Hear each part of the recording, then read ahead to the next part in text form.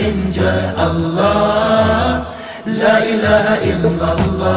I don't know why I did that. Maybe it's just to break the ice.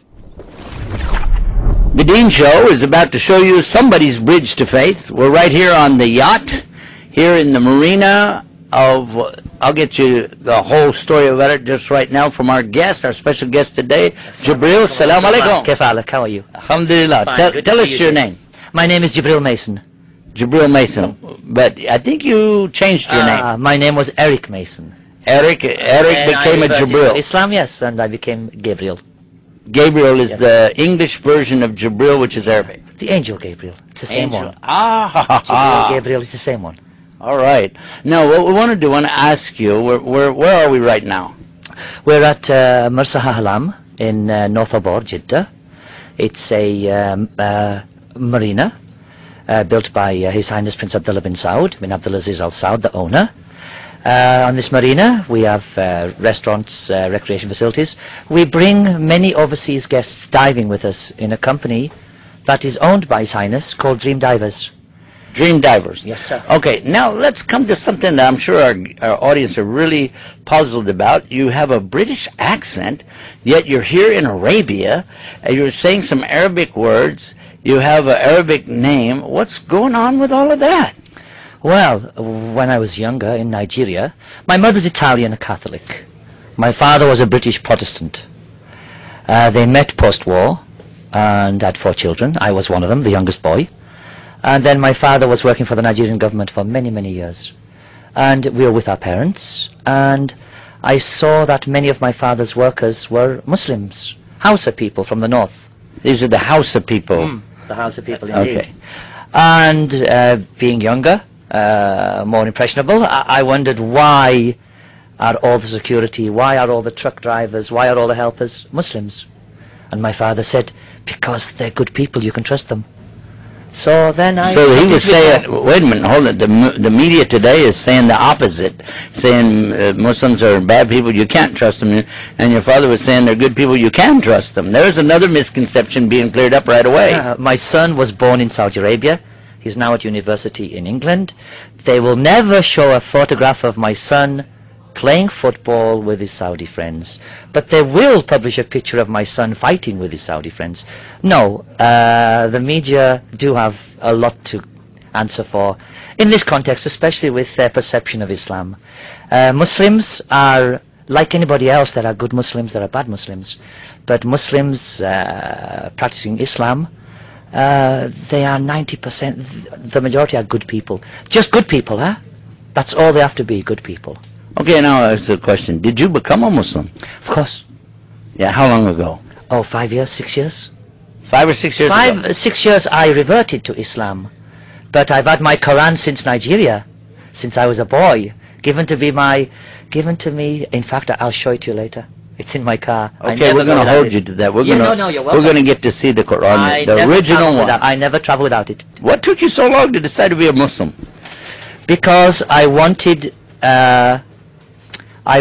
to revert to Islam for me, not for anything else, just for me and my God. And it came a time when there was no option, there was no choice. It was to revert to Islam, to the one God, the only God. I mean, God doesn't sit at a table with 20 different color telephones, huh? You know, I'm speaking to a Muslim, I'm speaking to a Buddhist. There is only one God. And alhamdulillah, Allah is and Muhammad is the messenger of God. That's it. So that's why I joined Islam. Okay, now what happened after you came to Islam? Did people think you were crazy? Some couldn't believe it. Many, even I find it difficult. Many accepted it. Many accepted it right off. Many who've been here a while understand that Islam is it's a fine road to take. It's not the winding path, huh? Many people did accept it right away. Some no, some said, Eric, how can you be a Muslim? You wear shorts, your hair is long, you say dude at occasion. But Muslims are people, like anybody else. You know, don't get the idea that they all wear the tahir and they throw bombs, huh? They don't. They don't, huh? This is the exception to the rule. So, but you brought up the subject of bombs. One of the misconceptions that we've been talking about in our program today is the idea that somebody says that terrorism is a part of Islam, Islam is a part of terrorism, but it seems that you're agreeing with what we've heard from our scholars telling us that no, that's the opposite. Of course, there are thugs in all religions. Thugs? Yeah, in all religions. You can't stop it. So that's your... The fingers are not the same, huh? Uh-huh. They are not. There are good Muslims and bad Muslims, as there are good Catholics and bad Catholics. But no, Islam is not. So you're saying anybody throwing bombs is a thug? I say anybody arming innocents are thugs. Yes, that's not what Islam's about. It's not about killing people. It's not. It's about discourse, about understanding. And that's what we have here in Saudi Arabia. It's a wonderful, a very fine country. It really is. Or I wouldn't be here for 36 years. I'd have left 30 years ago. How do you like being a Muslim? It's great. I love it. It makes you, what do they say in America, laid back? Laid back? Yeah. It is. It's, the problem with the West is Islam's a brotherhood. You're a brother, he's a brother, she's a sister. If you harm someone's brother, the rest will protect them, huh? That's the problem. They don't understand that. If you hurt one, you hurt all. No, it's a brotherhood. It really is. It really is, and it's very nice to know that. Okay, I've got another question for you. 5 years you've been Muslim now.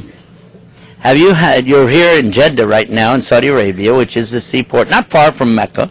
Sure. The place where they have the holy pilgrimage, they call it, what do they call that? The holy pilgrimage, the Hajj. Hajj. Of course. And have you done the Hajj? I have not. I'm doing the Hajj next year with the Jeddah Dawah Center, with some of my European colleagues. We've all got together, and we all want to do it together. All different nationalities, Americans, Germans, French, Italians, British. What if we join you? Oh, more than welcome. More than welcome. I love this. I love this attitude. I love this. No, but you'd better hurry up, eh? Why is it's filling up, it's filling up. I've booked already. Ah. So you'd better hurry up. Otherwise, you're not going to get in there. Okay. But I've done Umrah twice on the 27th Ramadan, which is very nice.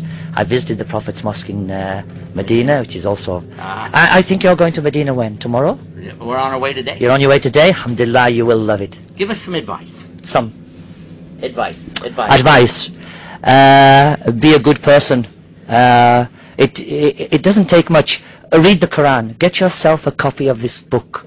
It's a book of wisdom. It really is a book of wisdom. It's a book of ways, huh? But don't have to wait 35 years. No, not like me. Go there when go there younger. But no. When you're more mature, you understand it better. Really, yeah. That's the way it is. There's no pressure. There's nothing. Nobody in this country told me become a Muslim. Become a Muslim. Nobody. That's what I like about it. The choice is yours. The choice is yours. And they expect nothing from you except prayer and be a good person. That's it. Words of wisdom. We really enjoyed that. Alhamdulillah, I'm glad you can say that, because I'm not a learned person. Yeah, well, Thank you. these are good words to live by. Thank you. Yeah, it's not difficult. Islam is not difficult. It's common sense. Why do you bathe 5 times a day before prayer? Because you're sweating, you're in the country, and you're all together in the communion. Why? It's common sense. Don't eat pork. Why? It's a dangerous meat. Don't drink alcohol. It makes your mind wild. You do stupid things. You know the story about the bad lady, yeah? She said to the guy, sleep with me. No, kill my child. He said, no.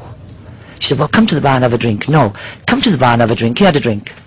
He said, have another one. He had another one. Have another one. He had another one. He said, kill my child. His mind was sick. He killed the child. No, it's common sense. Don't do things that can hurt people. That makes a lot of sense.